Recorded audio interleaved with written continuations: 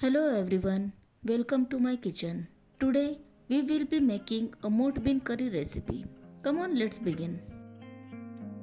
Firstly, wash the sprouted moth 2 times thoroughly.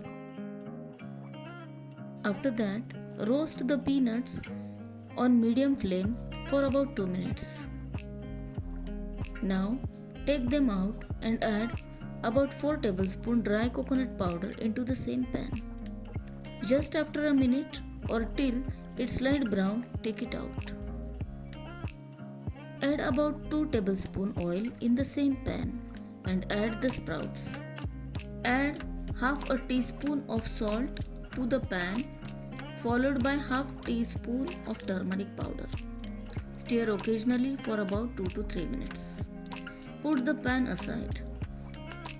In a mixing jar, add the roasted peanuts and coconut powder, then add a handful of coriander, 2 tablespoons ginger garlic paste, 4 to 5 green chilies and half a tablespoon salt.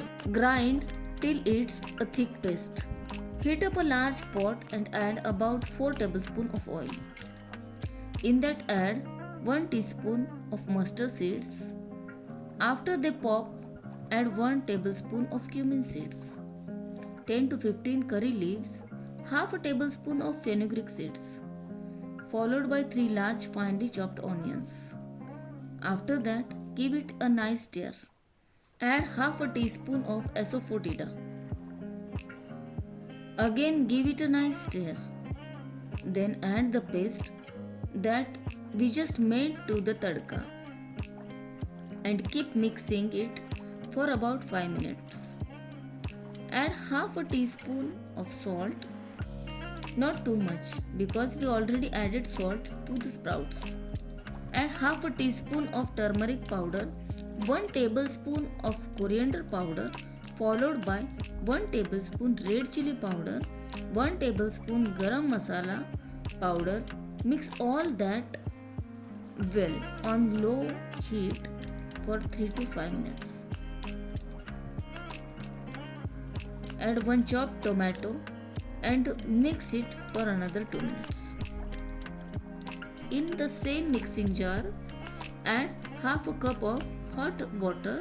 Mix it well to remove all the remaining curry paste and add it to the pan and turn the heat to low and cover it for about 2 to 3 minutes to cook the curry paste. After that, remove the lid and transfer the sprout in the pot and stir it nicely. Pour as much hot water as you like for your desired consistency. Let it cook for about 5 to 10 minutes on low heat.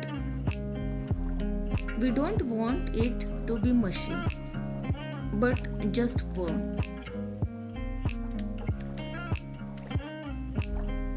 After it's done, turn off the heat and add coriander leaf for the garnishing.